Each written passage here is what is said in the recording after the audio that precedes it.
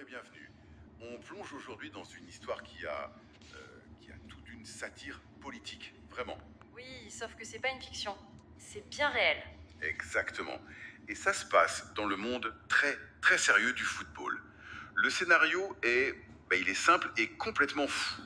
Imaginez, le sélectionneur de l'équipe nationale du Cameroun se fait virer par sa fédération. Jusque-là, c'est classique. Voilà. Sauf que le ministre des Sports, lui, décide de faire comme si de rien n'était.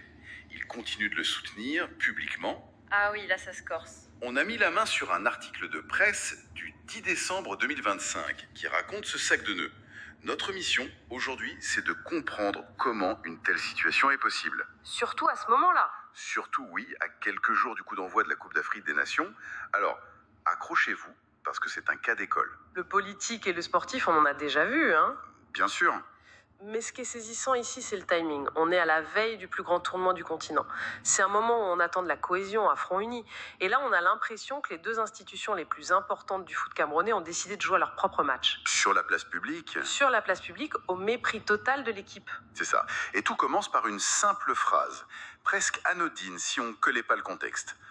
On est donc le 10 décembre, à Yaoundé, pendant une réunion de préparation pour la CAN. Le ministre des Sports, Narcisse Mouel-Combi, prend la parole. Et selon l'article, il salue chaleureusement Marc Brice, les valeureux lions indoptables et l'ensemble du staff technique. Ça a l'air sympa, non? Oui, sauf que le détail qui tue, c'est que Marc Brice, le technicien belge, il a été officiellement mis à la porte par la fédération, la FECAFOOT. Quand ça? 9 jours plus tôt. Le 1er décembre, c'était terminé pour lui. D'accord. Donc, quand le ministre le félicite comme s'il était encore en poste, c'est pas une simple gaffe. C'est pas possible. Ah non, c'est impossible que ce soit une gaffe à ce niveau. Personne n'a plus oublié de lui dire « Au fait, monsieur le ministre, on a viré le coach il y a une semaine. » Bien sûr que non. C'est un acte délibéré. C'est une façon de dire publiquement « La décision de la FECAFOOT, moi, je la reconnais pas. Pour moi, le patron, c'est toujours Brice. » C'est exactement ça. On n'est plus dans le non-dit ou les tensions en coulisses. Là, c'est une déclaration de guerre ouverte. Le ministre utilise une réunion officielle pour contester, mais frontalement, l'autorité de la fédération. Il crée ce que l'article appelle une dualité au sommet. J'aime bien le terme. Et ce mot est parfaitement choisi. On a deux têtes, deux centres de pouvoir qui prétendent diriger la même équipe. Dans n'importe quelle organisation, c'est la recette du chaos. Mais dans une équipe de foot qui prépare une compétition, c'est du suicide. C'est du suicide. Donc si le ministre soutient un coach qui a été viré, qui est aux commandes alors selon la fédération? Qui est l'autre protagoniste? L'autre protagoniste, c'est David Pagou. C'est lui que la FECAFOOT a nommé pour prendre la relève, pour diriger l'équipe pour la CAN au Maroc. Donc sur le papier, la situation est simple. La fédération, qui est l'organe reconnu par la FIFA pour gérer le football, nomme un coach. Fin de l'histoire. Normalement, oui. Fin de l'histoire. Sauf que non, ce n'est pas la fin, parce que le pouvoir politique, qui souvent tient les cordons de la bourse, a son propre favori.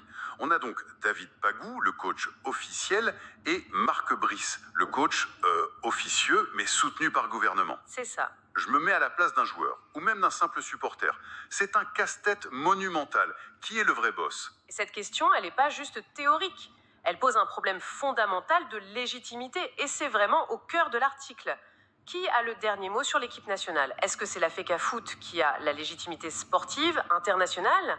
Logiquement, oui. Ou est-ce que c'est le ministère qui représente l'État et qui voit l'équipe comme un symbole de la nation, un outil de diplomatie? De fierté nationale. Exactement. C'est un vrai choc des titans institutionnels. Et l'article, d'ailleurs, ne prend pas parti. Il se contente de mettre en lumière cette dissonance, ce décalage total. C'est pas juste une querelle de personnes, c'est un conflit sur qui a le droit de décider. Et c'est là qu'on tombe sur le paradoxe classique du football, surtout dans les pays où l'État est très présent. La FIFA a un principe d'or diction, la non-ingérence du politique dans les affaires des fédérations. Ils peuvent suspendre un pays entier pour ça. Oui, c'est la règle numéro 1. Mais en même temps, dans beaucoup de ces pays, c'est l'argent public, donc l'État, qui finance les infrastructures, les déplacements, les salaires. C'est le fameux catch 22. La FIFA t'y dit, sois indépendant, mais tu peux pas l'être. Parce que celui qui signe les chèques, c'est le gouvernement. Exactement.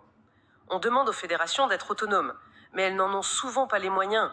Ce qu'on voit au Cameroun, c'est pas juste une dispute, c'est l'explosion inévitable qui se produit quand cette contradiction fondamentale n'est pas gérée, C'est une bombe à retardement qui vient de péter. au pire moment possible. Et les dégâts concrets, on commence à les voir. Parce que, comme le souligne l'article, on n'est pas que dans une guerre de communiqués.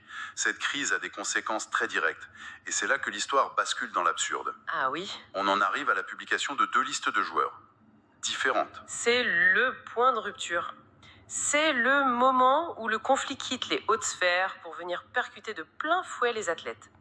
Ça devient personnel pour eux et incroyablement déstabilisant. Non mais sérieusement, 2 listes pour la même Coupe d'Afrique des Nations. L'article détaille bien le tableau 1. D'un côté, une liste signée par David Pagou, le coach validé par la FECAFOOT, la liste légale si on veut, La liste officielle? et de l'autre, une liste rendue publique par Marc Brice, le coach viré qui, se sentant pousser des ailes avec le soutien du ministre, continue de se comporter comme s'il était le patron. C'est surréaliste. Mais imaginez la scène. Vous êtes un des meilleurs joueurs du pays. Vous avez travaillé toute votre vie pour ce moment. Vous attendez la sélection avec anxiété. Et là, votre téléphone sonne.